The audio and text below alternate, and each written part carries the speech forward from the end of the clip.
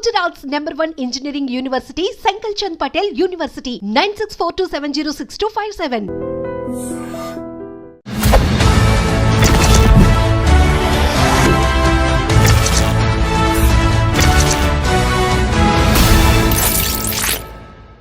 అందరికీ నమస్కారం. నేను Swaroopa Potlapalli. Welcome to iDream. Donald Trump America అధ్యక్షుడిగా రెండోసారి బాధ్యతలు చేపట్టిన తర్వాత తీసుకుంటున్న నిర్ణయాలు విదేశీయుల్లో గుబులు రేపుతున్నాయి. ప్రస్తుతం నాతో పాటు American studies expert Kanneganti Ramesh గారు ఉన్నారు. ఆయనతో మాట్లాడి వీసాలకు సంబంధించిన అనేక అప్డేట్స్ తెలుసుకుందాం.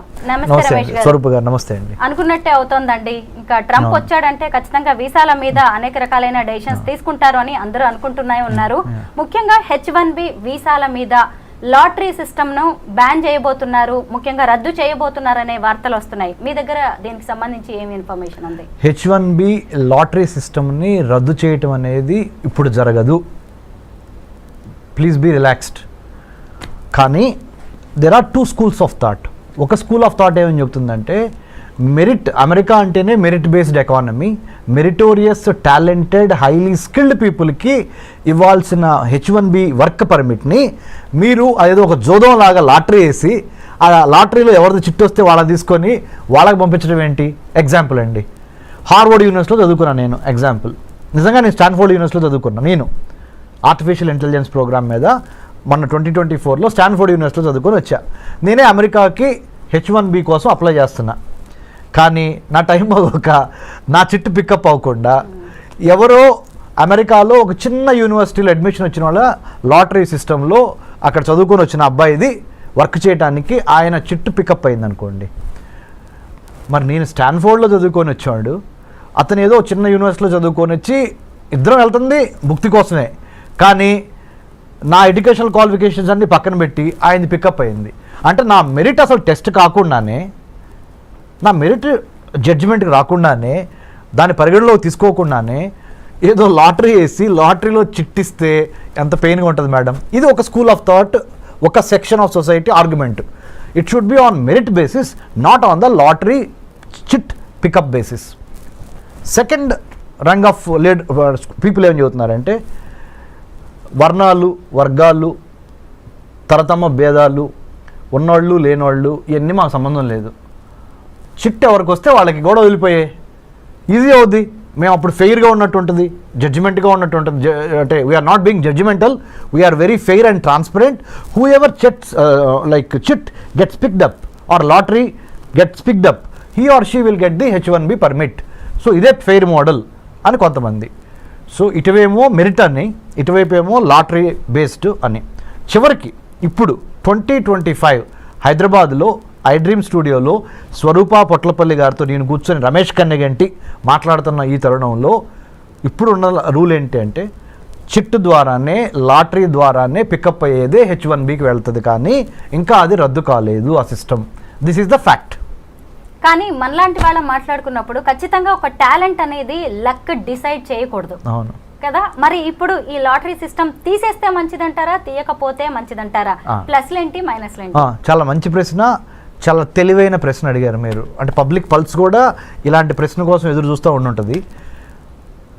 ఒక మెరిటోరియస్ స్టూడెంట్గా కింద నుంచి చదువుకొని, అంటే స్కాలర్షిప్స్ మీద, మెరిట్ మీద చదువుకొని పైకి వచ్చిన వాడిగా, ఆబ్వియస్లీ నా personal opinion, I will vote for the merit based system. కానీ life is not fair. Life is not bed of roses. Life cannot be in black and white. There are areas of grey, right? There are colors of grey.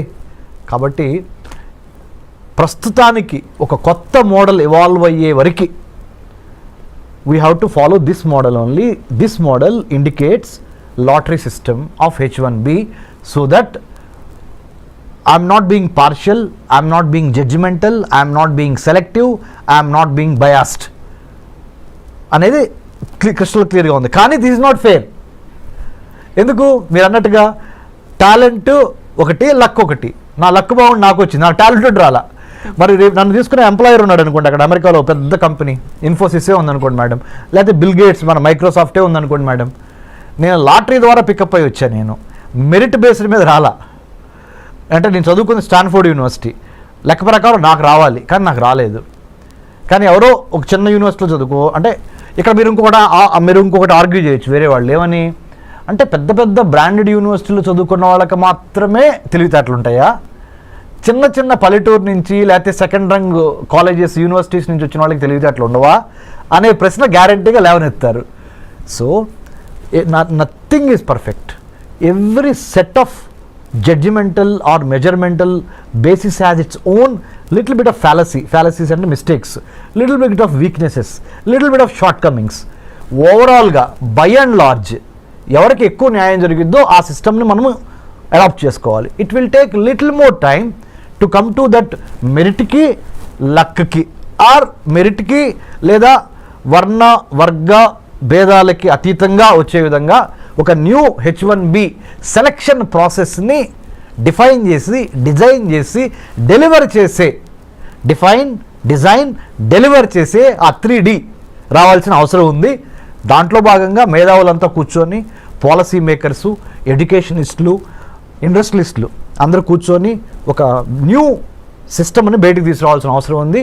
How do you accommodate A competent, A transparent, A meritorious, A talented guy or girl to work in the United States of America based on the merit base, not on the luck base. ఆ సిస్టానికి రావడానికి we are evolving. ఎందుకంటే Rome is not built over night కదా, తప్పులు జరుగుతూ ఉంటాయి, నేర్చుకుంటూ ఉంటాం, వాటిల్లో నుంచి ఇవాల్వ్ అయి వస్తూ ఉంటాం. ఐఎమ్ షూర్ స్వరూప గారు in the days to come in very near future I think United states customs and immigration agency will go in to that direction under the department of homeland security. H1B వీసాలో కొత్తగా ఏమైనా మార్పులు తీసుకొచ్చే chances ఉన్నాయంటారా? Yeah, I think that's a smart question again. You know why? Given the Immigration and Customs Enforcement Agency, given the United States Customs and Immigration Office, given the new geopolitical geostrategic realities of Russia Ukraine on the one hand, Israel Palestine on the other hand, North Korea South Korea, China Taiwan, ఇవన్నీ global flash points, గొడవలు జరుగుతున్నాయి, యుద్ధాలు జరుగుతున్నాయి. వీటన్నిటికీ తోడుగా post COVID-19 world ఆర్డర్లో Covid తర్వాత వచ్చిన ప్రపంచంలో రాజకీయ, ఆర్థిక, సామాజిక, సాంఘిక పరమైన మార్పులు ప్రస్ఫుటంగా కనపడుతున్నాయి. ఆర్థికంగా అమెరికా కుదేలవుతున్న దశ ఇది. For your kind information, America ఆర్థిక బలాలన్నీ వీగిపోతున్నాయి. The economic tremors, the political tremors, the technological tremors are really shifting the pendulum in the other direction. Asia ప్రాంతంలో ఉన్న చైనా వైపుకి ప్రపంచ ఆర్థిక, రాజకీయ, వర్తక, వాణిజ్య, వ్యాపార సంబంధాలు చైనా వైపుకి ఇన్ ఫేవర్గా పవనాలు ఇటు మూవ్ అవుతున్నాయి. మంచికో చెడుకో we have to wait and see. But having known this fact, United States of America has got a wake up call. అందుకనే మన ట్రంప్ గారు కూడా అన్నారు, hey it's a wake up call from China, People's Republic of China. You know what is it? DeepSeek R1 అనే ఒక కొత్త AI మోడల్ని, chat bot ఇప్పుడు ఏదైతే ఉందో చాట్ GPT లాంటి ఒక మోడల్, కొన్ని $1 బిలియన్ ఖర్చు పెట్టి చాట్ GPTని మనం తయారు చేస్తే అలాంటి దాన్ని DeepSeek R1 అనే ఒక మోడల్ని చైనా వాడు $5.5 మిలియన్ తయారు చేశాడు. మనమేమో దాని మీద 100 కోట్లు 1000 కోట్లు ఖర్చు పెడుతున్నాం. మనకేమన్నా పిచ్చి పట్టిందా, లేకపోతే మనకేమన్నా తెలివితేటలు లేవా అని మనల్ని మనం ప్రశ్నించుకోవాల్సిన అవసరము, అఘాయిత్యము, సందర్భము ఏర్పడినవి అని సాక్షాత్తు 47th president of the United States of America Donald Trump has given a public statement. అంటే చైనా మ్యానుఫ్యాక్చరింగ్ స్పేస్ని, సైబర్ స్పేస్ని, మ్యారిటైమ్ స్పేస్ని, పొలిటికల్ స్పేస్ని, సర్వీస్ సెక్టర్ స్పేస్ని ఆక్యుపై చేస్తుంది.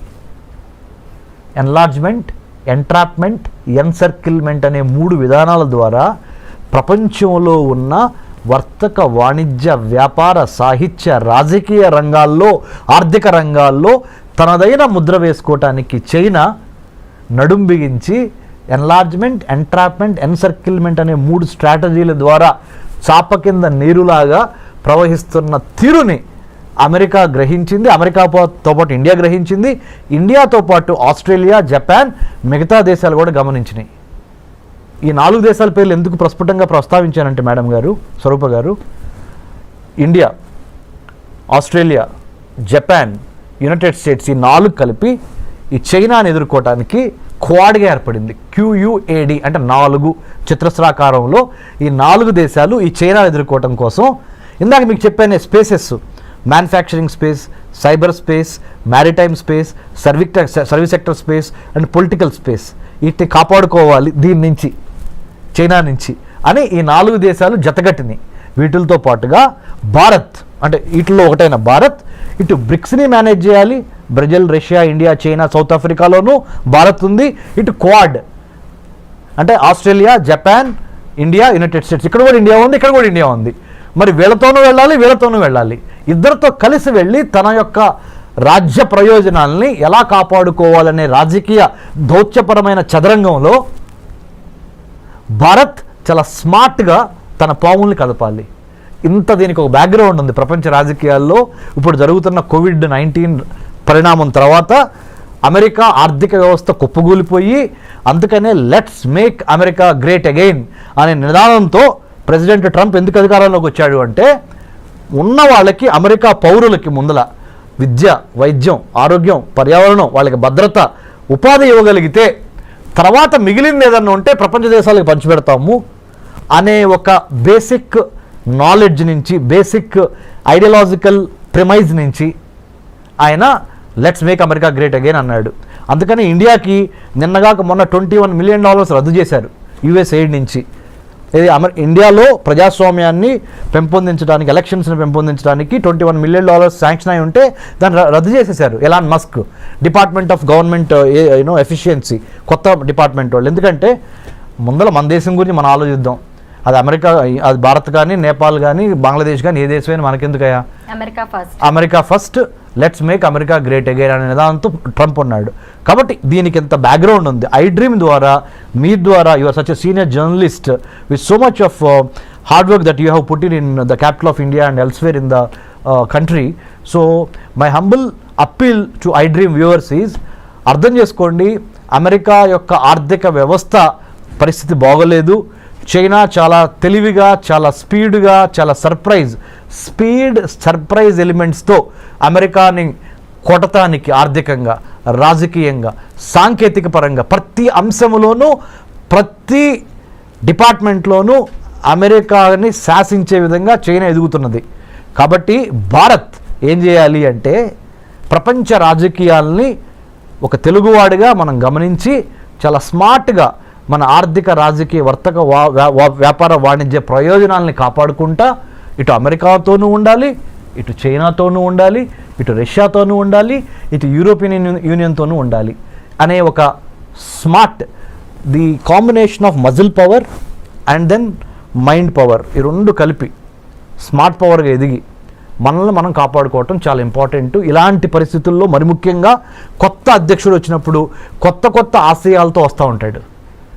వాటిని అర్థం చేసుకొని దానికి అనుగుణంగా ప్రీ డిపార్చర్ ఓరియంటేషన్ అంటారు, PDO అంటే ఇక్కడి నుంచి వేరే దేశం వెళ్ళేటప్పుడు ఆ దేశం యొక్క చట్టం ఏంటి, న్యాయం ఏంటి, సంస్కృతి ఏంటి, సాహిత్యం ఏంటి, చరిత్ర ఏంటి అనేది అవగాహన లేకుండా ఏదో వీసా వచ్చేసింది కదా అని చంకలు కొట్టుకొని బొమ్మని మీరు ఫ్లైట్ ఎక్కి అక్కడ దిగంగానే వాడు చెప్పేది మీకు అర్థం కాదు, మీరు చెప్పేది అర్థం కాదు, మీరు అక్కడికి వెళ్ళిన తర్వాత భారతదేశంలో ఎలా ఉన్నామో అలా ఉందాం అనుకుంటే కుదరదు, తిరిగి మళ్ళీ డిపోర్టేషన్ అంటాడు, ఇంకోటి అంటాడు, H1B వర్క్ వీసాల గురించి మాట్లాడతాడు, F1 స్టూడెంట్ వీసాల గురించి మాట్లాడతాడు,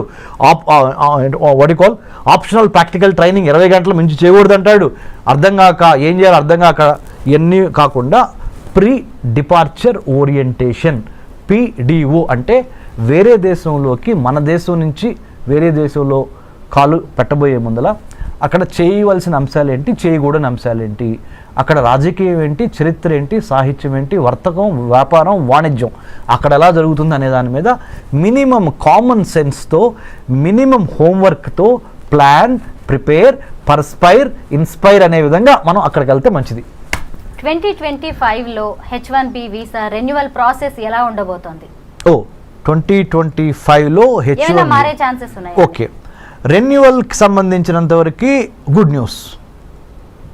మంచి ప్రశ్న అగైన్. ఎందుకు చెప్పనా, ఇప్పుడు వరకు 2024 మ్యాక్సిమం 2024 2023-2024 ప్రథమాంకం వరకు, ద ఫస్ట్ పార్ట్ ఆఫ్ 2024 వరకు ఏంటి, H1B వీసా రెన్యువల్ కావాలంటే మీరు ఉదాహరణ, నా పేరు డాక్టర్ రమేష్ కన్నిగంటి, నేనేమనుకోండి, నేను అమెరికాలో సిలికాన్ వ్యాలీలో సియాటల్, శాన్ ఫ్రాన్సిస్కో, బే ఏరియాలో నేను లెట్సే మైక్రోసాఫ్ట్లో పనిచేస్తున్నా. H1B మీద నేను అమెరికా వెళ్ళి ఒక 3 ఏళ్ళు జాబ్ చేశా. మళ్ళీ నేను రెన్యువల్ చేయించుకోవాలి. అక్కడి నుంచి ఇండియా వచ్చి ఇండియాలో కొన్నాళ్ళు గడిపి మళ్ళీ I have to renew my H1B. దానికి సొంత దేశానికి తిరిగి రావాల్సి వచ్చేది. అప్పుడు నేను అక్కడ ఆ ఎంప్లాయర్కి నేను ఎంప్లాయీ, ఆయన ఎంప్లాయర్, నాకు ఉద్యోగం ఇచ్చిన ఆయన, నేను ఉద్యోగం చేస్తున్నా ఆయన్ని. మా ఇద్దరికి మధ్య కొంత కమ్యూనికేషన్ కావాలి, మళ్ళీ మీ ఇద్దరు అడ్జస్ట్ అవ్వాలి. నిన్నటి వరకు అక్కడ జాబ్ చేస్తా, ఒకేసారి మళ్ళీ ఇండియా వచ్చి ఇండియాలో మళ్ళీ ఫుడ్, క్లైమేట్ ఇవన్నీ అడ్జస్ట్ అయ్యి మళ్ళీ ఇక్కడి నుంచి మళ్ళీ అదే జాబ్కి వెళ్ళేటప్పటికి కొంత టైం పట్టేది. సో ఇదంతా ఎందుకు టైం వేస్ట్ బ్యాచ్ అని ప్రధానమంత్రి మోడీ గారు ఎప్పటి నుంచో అమెరికన్ ప్రెసిడెంట్ బైడెన్ని అడిగారు, ఇప్పుడు ట్రంప్ గారిని మొన్న కూడా అడిగారు, మీరు H1B రెన్యువల్ అమెరికాలోనే ఉండి మా భారతీయులకి రెన్యూ చేసుకునే అవకాశం ఇవ్వండి అనగానే వాళ్ళు ఒప్పుకున్నారు.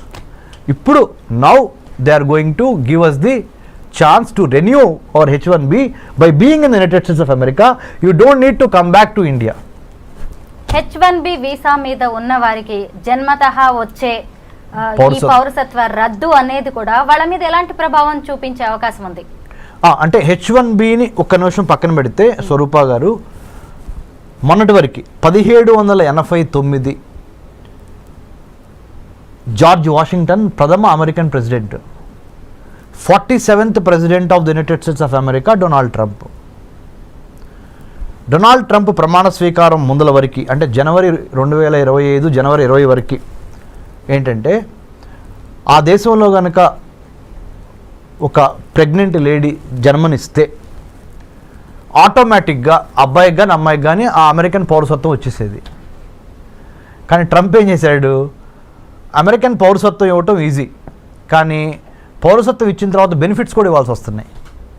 ఆ బెనిఫిట్స్కి అయ్యే డబ్బులు ఖర్చు ఎంత అవుద్ది అంటే, when you are pregnant, you are coming and delivering a baby in my country, that is United States of America, the moment your baby is born on this land, he or she becomes a American citizen కదా. మరి American సిటిజన్ని మళ్ళీ protect చేసుకోవాల్సిన బాధ్యత ఎవరిది? నాదే కదా, అంటే being the American president. So దానికి అయ్యే ఖర్చు ఎంత, దానికి అయ్యే నా బరువు ఎంత, బాధ్యత ఎంత అని వాళ్ళు బేరీజ్ చేసుకొని, ఎందుకంటే ఆయన బిజినెస్ మ్యాన్ కదా, బేరీజ్ వేసుకొని నా వల్ల కాదు బాబు, ఇక్కడ నుంచి ఏం చేద్దామంటే అమెరికాలో వచ్చి అమెరికన్లో డెలివరీ అయిన ఏ బేబీకైనా 2-3 కండిషన్స్ పెడుతున్నా. తండ్రి కానీ తల్లి కానీ పౌరసత్వం అయినా అయి ఉండాలి, లేదా గ్రీన్ కార్డ్ అయినా అయి ఉండాలి, లేకపోతే మీకు మీ అబ్బాయికి కానీ అమ్మాయికి కానీ నేను ఇక్కడ పౌరసత్వం ఇవ్వలేను.